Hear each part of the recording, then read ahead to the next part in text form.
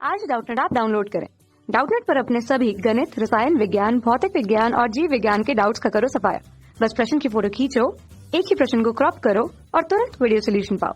अभी डाउनलोड करें। नमस्कार दोस्तों, आज का हमारा सवाल है, एक सरल रेखा अक्षों के साथ ऐसा समकोण त्रिभुज बनाती है जिसके कर्ण की लंबाई √53 तथा क्षेत्रफल 7 वर्ग इकाई है। रेखा का समीकरण ज्ञात कीजिए। तो आइए इस सवाल को हल करते हैं। तो सबसे पहले मैं एक रेखा मान लूंगा। ये हमारे पास क्या हो जाएगा, XY तल हो जाएगा और इसमें हमारे पास एक रेखा हो जाएगी।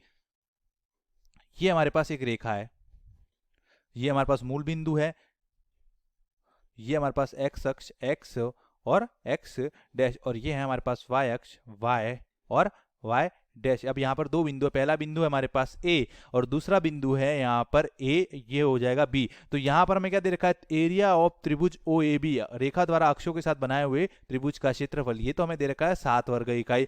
और जो कर्ण की लंबाई है, इस त्रिभुज का कर्ण क्या हो जाएगा, AB। तो AB की लंबाई यहाँ पर हमें दे रखी है √53। तो हमें रेखा का समीकरण ज्ञात करना। तो रेखा का समीकरण किस प्रकार ज्ञात करूंगा, तो सबसे पहले मैं बिंदु मान लेता हूँ। एक्स अक्ष पर बिंदु हो जाएगा हमारे पास, y निर्देशांक तो क्या होता है 0, x निर्देशांक मैंने मान लिया स्मॉल a। इसी प्रकार y अक्ष पर x निर्देशांक 0 और y निर्देशांक मैंने मान लिया स्मॉल b। तो ये हमारे पास क्या आ जाएगा, AB रेखा का ये a बिंदु तो हो जाएगा a0 और b बिंदु हो जाएगा 0b। तो ये लंबाई हमारे पास कितनी हो जाएगी, ये लंबाई हो जाएगी a और ये लंबाई OB लंबाई हो जाएगी हमारे पास b। तो अंतःखंड रूप में रेखा का समीकरण आ जाएगा x बटा a प्लस y बटा b बराबर 1। और ये हमारे पास क्या है, रेखा का अंतःखंड रूप में समीकरण होता है। और जहां पर a हमारे पास x अक्ष पर काटा हुआ अंतःखंड और b हमारे पास y अक्ष पर काटा हुआ अंतःखंड।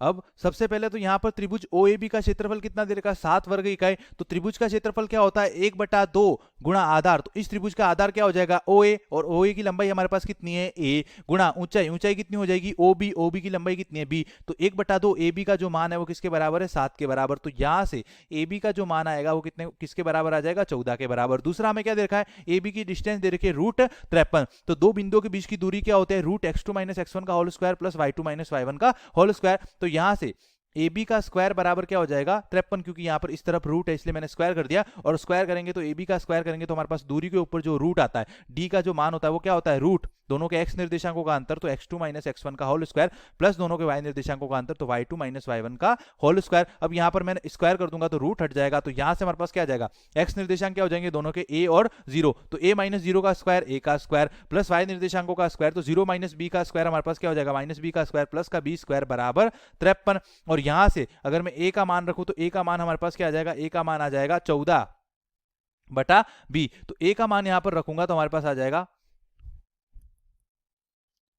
14/b का स्क्वायर। तो 14 का स्क्वायर तो होता है 196/b का स्क्वायर प्लस b स्क्वायर बराबर 53। अब यहाँ पर b स्क्वायर लघुत्तम आ जाएगा तो ये हो जाएगा b की घात 4।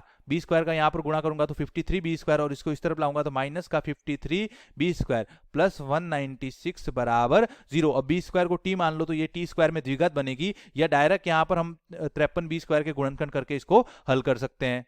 तो यहाँ पर 53b स्क्वायर को तोड़ूंगा, इस प्रकार तोड़ूंगा कि गुणा करने पर हमारे पास कितना आ जाएगा 196b की घात 4 और जोड़ने पर माइनस का 53b स्क्वायर। तो ये हो जाएगा हमारे पास b की घात 4 माइनस का 49b स्क्वायर माइनस का 4b स्क्वायर। जोड़ूंगा तो कितना आ जाएगा -53b स्क्वायर, और गुणा करूंगा तो माइनस माइनस तो हो जाएगा प्लस, और 49 गुणा 4 हमारे पास कितना हो जाएगा 196 प्लस 196 बराबर 0। अब यहाँ पर तो हमारे पास b स्क्वायर कॉमन आएगा तो अंदर बच जाएगा b स्क्वायर माइनस का 49, और यहाँ पर माइनस का 4 कॉमन आएगा तो अंदर बच जाएगा b स्क्वायर माइनस 49 बराबर 0। तो यहाँ से हमारे पास दो गुणनखंड आ जाएंगे। पहला गुणनखंड तो आ जाएगा b स्क्वायर माइनस 4 और दूसरा गुणनखंड आ जाएगा b स्क्वायर माइनस 49 बराबर 0। तो एक तो आ जाएगा b स्क्वायर बराबर 4, b स्क्वायर बराबर 4, और दूसरा आ जाएगा b स्क्वायर बराबर 49। तो यहां से b का मान आ जाएगा हमारे पास प्लस माइनस 2। हम प्लस का 2 लेंगे क्योंकि a और b हमने क्या माना है, यहाँ पर रेखा को प्रथम चतुर्थांश में माना है, तो a और b दोनों क्या होंगे, धनात्मक होंगे। तो यहाँ पर b का मान क्या लूंगा मैं 2, और जो एक हमारे पास दूसरा b का मान आ जाएगा वो क्या आ जाएगा प्लस माइनस 7। तो यहाँ पर भी मैं क्या लूंगा, प्लस का 7। अब b का मान 2 आया, b का मान यहाँ से क्या आया 7 आया। तो a b का रिलेशन क्या था हमारे पास, a गुणा b का जो मान था वो कितना था 7 × 2 हमारे पास 14 था। तो यहाँ से b का मान 2 रखूंगा तो a का मान आ जाएगा 7, और अगर b का मान 7 रखूंगा तो a का मान आ जाएगा हमारे पास b बराबर 7 रखूंगा तो a का मान कितना आ जाएगा 2। तो हमारे पास जो रेखा का समीकरण आ जाएगा वो आ जाएगा x बटा a की जगह आ जाएगा 7 प्लस y बटा b की जगह कितना आ जाएगा 2 बराबर 1, या x बटा a की जगह 2 आ गया तो b की जगह हमारे पास कितना आ जाएगा 7, y बटा 7 बराबर 1। ये हमारे पास क्या आ जाएगा, रेखा का समीकरण। धन्यवाद। कक्षा 6वीं से 12वीं से लेकर नीट, IIT, JEE वो एडवांस के लेवल तक 1 करोड़ से ज्यादा छात्रों का भरोसा। आज ही डाउनलोड करें डाउटनेट ऐप या व्हाट्सएप करें अपने सारे डाउट्स 8400 400 400 पर।